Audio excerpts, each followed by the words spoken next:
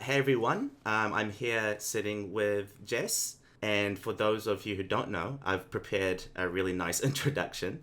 So this is Jezebel Granada. She's an executive chef and owner of Nanam, a Filipino restaurant started with partner Andrew Soriano. From humble beginnings at Auckland night markets, selling their own original dish, Taco Pal, to now having an award-winning and renowned restaurant in Takapuna, Auckland.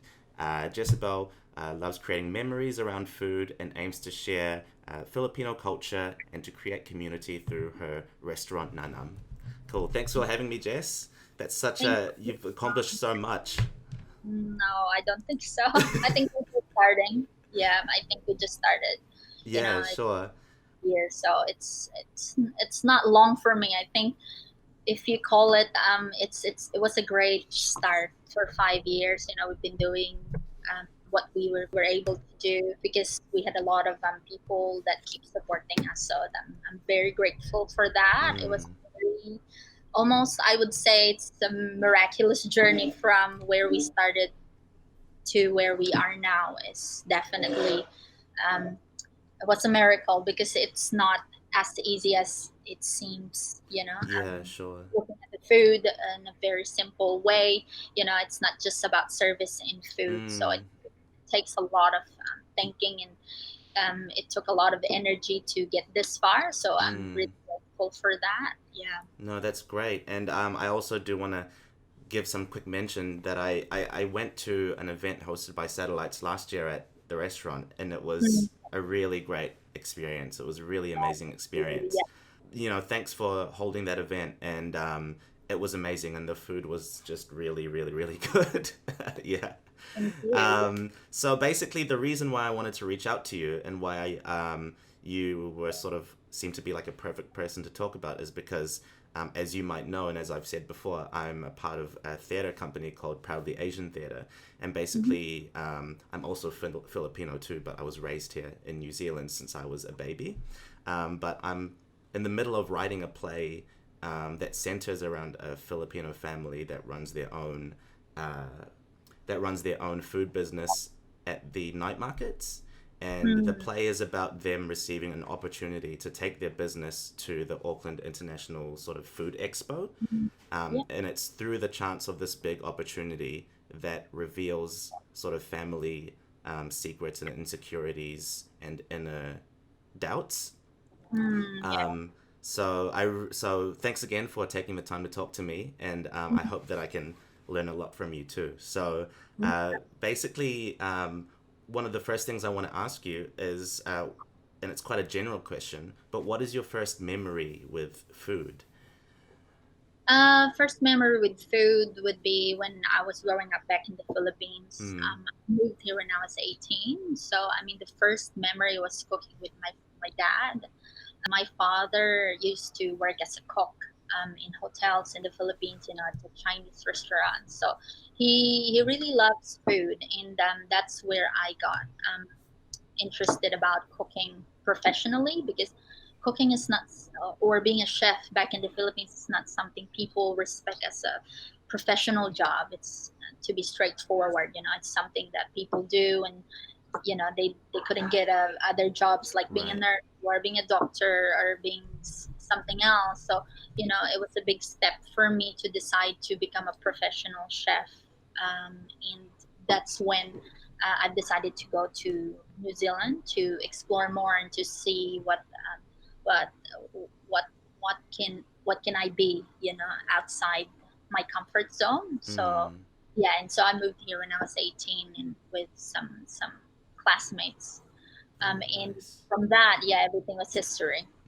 And what was, if you don't mind me asking, what was your first impression of New Zealand when you arrived? Cold, yeah, Cold. it was Yeah. really cold. I first arrived actually, obviously, just a stopover in Auckland and went to Queenstown. So that's Mm. where I study at Central Otago. You had Um, a lot of cool sites. yeah, In local. Queenstown, yeah. Queenstown is amazing. Yeah. Actually, very different from the Philippines. Everything was so different.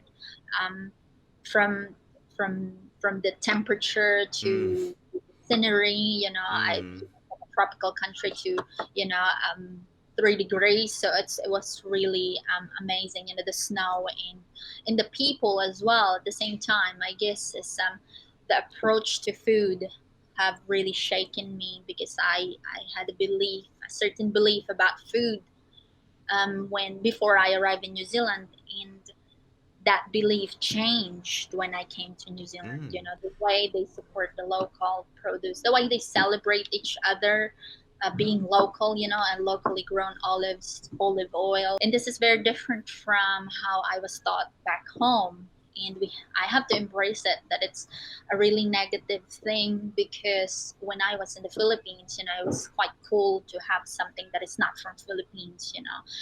If it's from America, from Italy, from Europe, it's cooler. It's much better. I was taught that it was how it should be, but and that changes now, and I was so happy to see a lot of the chefs change their mindset as I did in the couple of years I was doing this, and to see how much they love their local produce, and the things that were made just around them was something that is not normal for me. So because Mm. in Philippines I would always pick the branded ones. I will always pick the one from from America, Europe, and stuff. And here, they'd love to hear that it was from Hamilton, that it was from Marlborough, that it was Mm. from Gisborne, that is from your local market. And that really struck me to change course, and Mm. they give me a lot of insight of who I want to become as a Mm. chef. So coming to New Zealand and seeing how different people approach food here, um, would you say that that changed your philosophy on food as well? Yeah, definitely. I mean, when I arrived here, I was quite young, and Mm. I'm looking for who I really want to become as a chef, because I didn't know I could open up a Filipino restaurant at this age. I opened up Nanam when I was 23, and that is something that is unexpected for me. It's not really something I planned. A lot of people would be like, at this age, I'm gonna have a restaurant and all that stuff. Everything came unexpectedly for Mm. us. Actually, that's the truth about it. Mm. Because when I was working in Central Otago or in Queenstown, after a couple of years, like 6 7 years, we've decided to move to Auckland. And when I was arriving to Auckland, I had a lot of hurdles on the way that I had to definitely battle out. I couldn't find a job. No one seems to want to hire me. I've applied Mm. to every single great chefs and be like, I begged them to give me a job. Mm. Let me wash their dishes, but it seems like no one's interested. So Mm. that really that really gave me this question, like, who do I really want it to become? Mm. If they're not hiring me to cook their food, what do I do? But nobody actually. The truth is, nobody knows a lot about Filipino food. Mm. And what good is the girl from South Island, come from the Yeah, yeah. Philippines to cook that for the whole of New Zealand? It's just something like it's too much of a dream. So I wasn't so um, encouraged at the first part of it, because my friend actually told me like, oh, you should open up a restaurant, and I said, like a Filipino restaurant, you're crazy. So Yeah. it's like, it's not possible. Yeah. It's too much of a risk, as I told Yeah. him. So And you had you when you were before Nanam and before the Nanam venue had opened up, mm, and you were still working, I guess, in a smaller scale mm, place. Um, and when you started working towards opening Nanam, did you have any personal fears or anxieties about opening up a bigger restaurant and taking that bigger leap and that bigger step? Was there any self doubt, or were you very driven? Did you know that you definitely actually, wanted to do this? I always tell people what really drives me is that I discovered that we have to be in our worst to determine where we actually going. Because I was on my worst when Mm. I was opening up the restaurant. So before that, I used to work in the small restaurant, which is our old Danam site.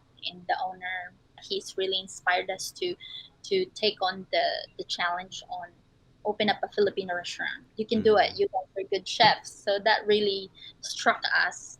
give us a little bit of hope because I didn't know where to start as a chef Mm, because you want I wanted to find myself and mm, what value I can give to people. mm, And I definitely was afraid to do a lot of things, but in a way, I had to start a rebellion mm, or like my fears, like mm, I'm always been like that. I embrace the fear and the risk, mm. though it looks so impossible. And it was impossible at first. I had $300 in my bank account. So how do I actually open up a proper Mm, restaurant? mm, And so same as with my partner, so it took a lot of thinking and energy, recycling things and looking at the restaurant, should we just paint it? Our friend gave us this yeah, um, old dictionary which we ripped off, yeah. glued on the table, and we just splashed it with Wow, paint. So it that's very was smart. That's quite so a cool. journey. And Yeah, people and have never known how difficult it is, but the word difficult is mm, literally you're starting in a very deep hole, and I know we see a small light, and that really drives us. mm, And there is a lot of fear, I'm not gonna lie. There's a lot of risk along the way. There was a lot of negativity. You think of everything when you're starting a business. You do forecasting, you do it, everything that will scare you, like mm, facing the reality. But I had to really do my redo yeah, that and look and at what reality looks like for me and mm. for Andrew. We have to build that from down to where we are at right now. Yeah. Nice, nice, yeah. And how in that process, how important was support to you, whether that be support from friends and family or support from others? Um, how much value did support play into that process as well? Was it a big thing? Did you get a lot of mental strength out of it? Support has always been something that humans rely on. We rely on a lot of positivity and energy that other people gives you. But when we arrive in Auckland, we barely know anyone. I can count in my hands how much people I know, and that's another fear and risk that you have to embrace. Like, no one knows you, no one Mm, really recognized you as a chef because you didn't really work in like Michelin star, or and work with like the superstar chefs. So who are you? You always ask that, like, who are you to do it? you know yeah. but we had good, great people, which is I can count in my hands, that had given us a lot of support. In and it's not about how many people supported you, it's about how much energy do they give to support you, and that really gives us a lot of positive energy and the hope that it is possible to do. And like what I said, the motivation was that, what do I do now? Like, I can't just keep begging for people to give Mm, me a job, and try and find myself in cooking other people's food. We might as well lose everything. We already lost a lot of things, and we don't and we're not we're not the sort of people that are risking everything. We've already lost it. We didn't have a job, we have this much mm, money, we were living on top of our first restaurant. So mm, it's like literally eating in my own house. yeah. So what can I lose more? So that's why we've decided to go as far as we can to what using whatever we have, and that's what started the ball Mm, rolling. yeah. And hey, congratulations to you because it's been successful and now you're here. So that's awesome. Also, thanks so much for sharing that as well. Mm. That's a really great story. So I really appreciate you sharing that. To bring it to food, I'd just like to ask, since of course this is a Filipino restaurant and you work with Filipino ingredients as well, which I know you also forage some of that here too. But what do Mhm. you think is unique about Filipino ingredients? What do you think maybe makes them special or different from anything else?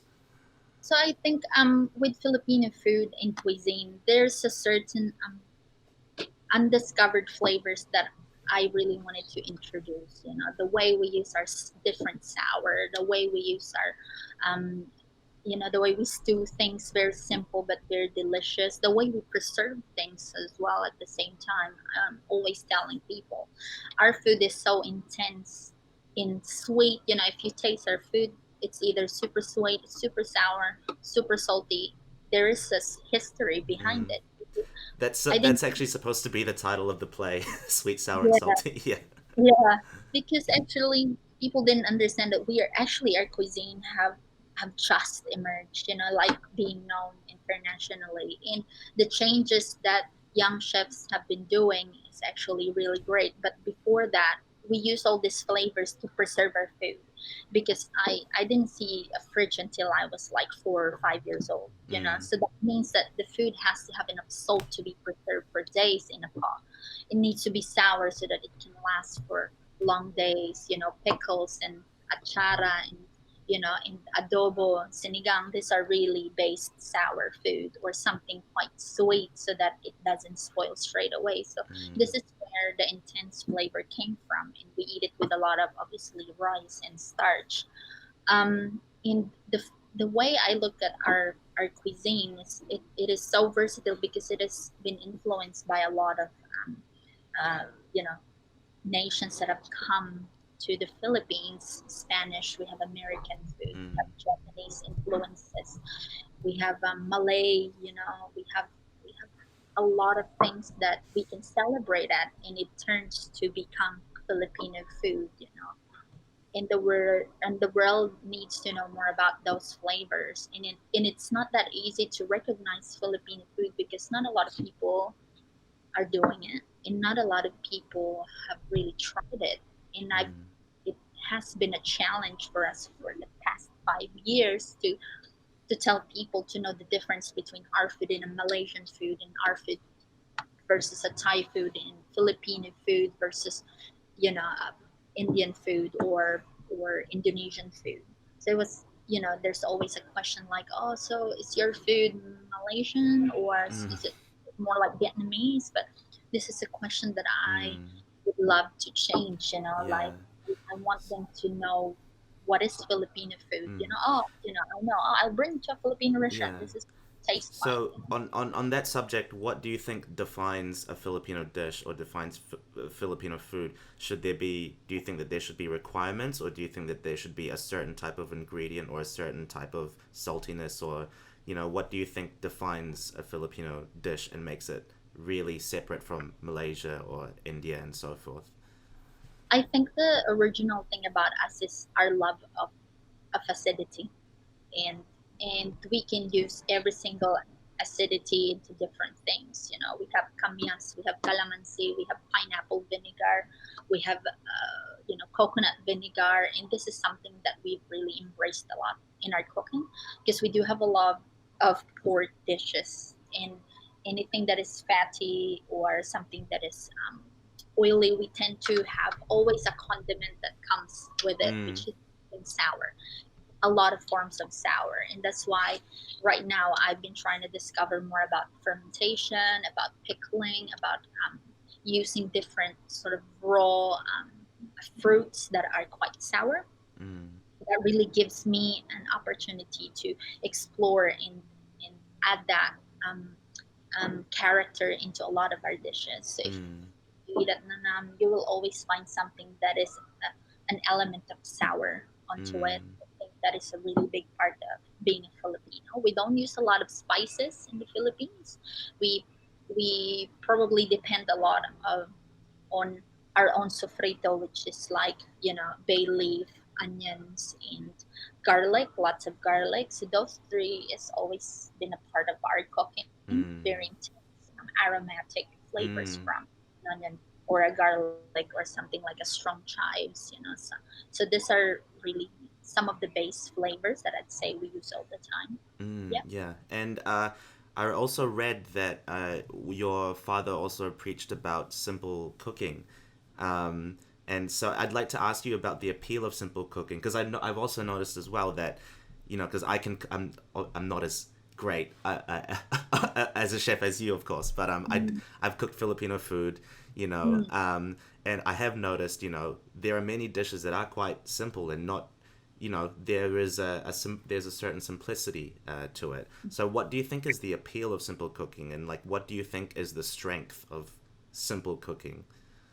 I think it's very, I think simple cooking is harder than complicated cooking. Mm, It's actually funny how you see a dish that only have two or three components, and really determine if it's done right. It's simply because there's nothing you can hide in a simple cooking. Like let's mm, say if it's a pasta, let's say if it's a pasta, you're cooking a pasta, you overcook the pasta, you already ruined the whole dish. mm. There's only three components on it, like having a sauce. If you don't do the sauce correctly, you'll definitely notice that it wasn't right. And so simple cooking really gives the diner a quicker understanding of what you want them to understand or to take, Mm. That's rather a good than point. 20 different components, but Mm. but the customer leaves without really understanding anything that they've eaten because it was too much for them to digest. So for Wow, yeah. me, I think that's a very, that's really very challenging to have a really simple nice dish, perfectly braised, let's say beef cheek, and and bring flavors up that we're like, oh, I didn't expect it to be like that. It's just as simple as a longanisa dish, which is served in a tortilla, and with achara of carrots and chipotle mayo and coriander peanuts. It looks so simple, um, but yet when people have it, it's like, what? I didn't even know it could taste like that. They literally say those things Wow. to dessert. To me, and it really makes a lot of sense, so that they're not they're looking at a very simple thing, but it speaks through flavor rather than speaks through just your eyes. Obviously, people um, eat while looking at it first, but at the end of the day, it's all about the experience of flavor, and what you put into it. It's not really how complicated can you get a dish to be presented. And I think people just want to enjoy, and that's what I always believe in. I was opening up now. I'm like, who do we want to become? I want to be a place where they can sit Mm. enjoy and understand, and and can be themselves. They can be messy. They can use their hands. You holding a taco pao. They can put their own condiments, Mm. and I want it to be a relaxed environment for them to feel Yeah. like it's like a house almost, Yeah, and like not, they're at home. yeah, like Yeah. And it's not like going to somewhere they have to a hotel or those, something. yeah, they have to. Yeah. And that's beautiful. Yeah. And I also want to extend on that as well. Mm, And so for these people that are coming to the restaurant and enjoying the food, and you also said this quite beautifully with simple cooking and about it's better to have, you know, a few or maybe one or two ingredients as opposed to just having 20 different ingredients that makes a whole dish like a puzzle that you can't really solve, which I thought yeah. was really a really great thing to say. But Mm, how how do you think a memorable food experience is created? As a chef and as a restaurant owner, how do you create this experience, I guess, also within the food, but also within the restaurant itself when people come inside and walk inside? How do you mm. make sure that it is memorable, and how do you create that and tell a story with the restaurant and the food itself? What are your techniques to do that, and how do Mm. you approach telling a story and making something Mm. memorable with the food and the restaurant? Actually, I've been asked that before as well, and the simplest um, the simplest thing I could put on the table is give them a very delicious food at first, and a very welcoming service for people. Because I think, like what I said, all the guests just wants to belong, in a place, and they want to feel like they belong there, and they Mm, want to feel like they've been there, and not just like, they're a guest, and they leave the premise and they didn't understand anything. So it's so important for us to make everything so homey, and so they can ask any questions, and they'll be served their drinks, and we have drinks that are inspired Filipino as well, pineapple drink to a hibiscus gumamela drink, so these are things that I think has to produce an experience that the guest thinks that they belong, because Filipino cuisine is not that easy to understand because they haven't had a lot of experience. They haven't, let's say, traveled to the Philippines a lot. Compared to a lot of the people who've been to Thailand, to Vietnam, to Malaysia, there's not a lot of connection. For them to come in here, they wanted to experience that. What is Filipino hospitality like? Mm. What how does Filipino flavor works? And at the end of the day, it's all for me to bringing them something that they feel like they belong to, and it's not like they don't understand anything on the table, or they don't feel like they've been served like they're in a Filipino home. So that's why we encourage a lot of dishes sharing, because that gives you a sense of sharing with other Mm. people, and passing on dishes and using your hands. And this is something that I really um, use as a tool when making dishes. I want it to be something that they can share, and they feel like they're allowed to be messy on the table. Ah, yeah. So in a way, it's almost like you're helping to facilitate the moment itself to happen in the first place by Yes. having food that can be shared. Yeah, You know. that's a really important part of the dining experience. We always encourage them to share, because I think Mm. Filipino food is really something that is amazing, because you share it, as a family, in a big feast, whether it's a big feast or a special day, we always share. We always share food, and that is something that I always do when I'm designing the dishes. That it could be passed on, that it could be bite sized, so that it can easily be shared to the table. Yeah. Mm, cool. And how did you begin the process of creating your actual dishes that are, on your menu? What was the decision like? And, what were the steps to creating those dishes? Yeah, I mean, first is the ingredients. Obviously, it is very hard to find Filipino ingredients here in New Mm. Zealand. Because you We are, actually you yeah, pick a lot of the ingredients, right? You find yeah. them yourself. So we try and go to some organic gardens. We work with a lot of people that have a small business of growing herbs and stuff like that. And this really makes a lot of connection to the soil, because I think one of the things that I love about New Zealand is there's a lot of great produce here, and there's a lot of things, if you look around, that are very similar to the flavors of the Philippines. Let's say a feijoa to a guava. This is something that we definitely look really deep into, because we wanted to have flavors that are almost the same as how, but it's here already.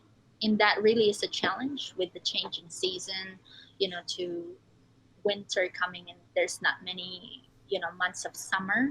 So we do a lot of preserves. We try and capture the season. Let's say today it's a Hikama or a Sinkama season. We definitely Mm. go to the markets itself, like let's say Avondale, or those small growers that goes in that is in the market. We go there and not just wait for a delivery. We try and find them. The local growers of lemongrass, kaffir lime, something like this. Mm. It's very important for us when we are making our menu, because that really gives us a sense of working with great produce, and that's it with simple cooking. You have to use good produce. We use a lot of meats that are New Zealand grown, and I like to focus on meats that are more like the meats that are not um, regarded as the best cuts, because I think Filipino food is all about braising and long cooking.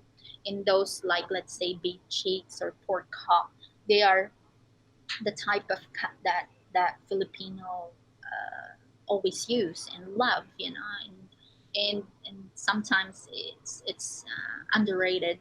Like people will see this cut and they feel like, and they try it and they be like, oh, that could be, that's like the best dish, the best dish at the moment is a pork hop, but it used to be a cut that is very like people would be like, nah, I don't want to eat that. But now in our restaurant, because we presented it the way we do it, people love it, and that's the dish that would always sell. It's crispy, it's juicy, it's got flavor, you've got spice on the side, you've got a homemade sauerkraut to add acidity. So Mm, these are things that we always consider when making our dishes. And connecting to the land is really important. You mm, know, we used to do a lot of foraging, when the season is nice, nasturtium from the wild onions. That really adds certain flavor and, the morale of the chef also, to work with these ingredients. Because before foraging back in the Philippines is like you're getting something on your backyard mm. that is just grown randomly. It's not like the coolest thing, but in here, people respect that. You respect the soil and the land as well at the same time, and Mm. that's one of That those values um, I'm really glad I've learned. part of Yeah. that new philosophy, right, in New Zealand. Yeah, and how do you think? Because it seems like you've gone through such a big development process personally. I guess not just personally, but also as a chef, as you've gone and opened this restaurant as well. So, how do you think? How different do you feel that you are as a chef from now to 5 years ago? Do you think that been a massive change, or do you think you've always had the same approach to food, and now you've just had more opportunity to explore that? Or do you think that you've really, skyrocketed as a chef? How would you, how do you, would you compare yourself? Hmm. I think 5 years ago, before I started the restaurant, I think the the um, the thing that I appreciate was the confidence. The confidence that comes with it. Because I've developed risking. I've developed myself by taking risk and failing a lot. And I Mm, have to share that to people that it's very scary to fail, but that was the only way I could take it. Like, I have to fail. I had a lot of ups and downs and judgment to what we do, and people saying, obviously, you can't please everyone. And that was a part of the one of the biggest part of my development as a chef, was to be told that you are not capable, to be told that it wasn't impossible, mm, to have situations where you think that you can't really get through this.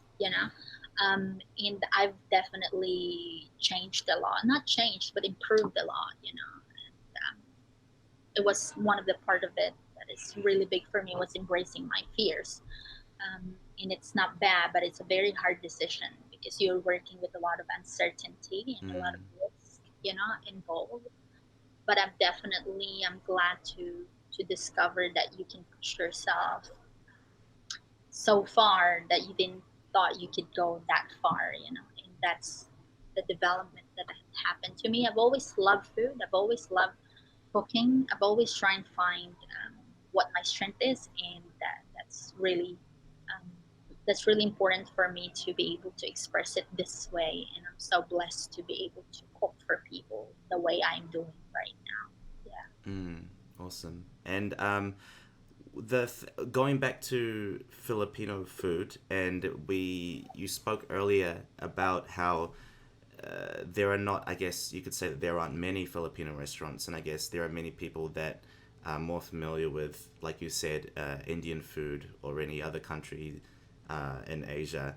But what when someone comes to the restaurant and experiences the Filipino food, maybe someone who's a New Zealander, born and raised in New Zealand, uh, how how do you feel knowing that that you've shared a part of your culture and you've shared a part of your story with them, and now they have a bit of this new perspective in life? Yeah.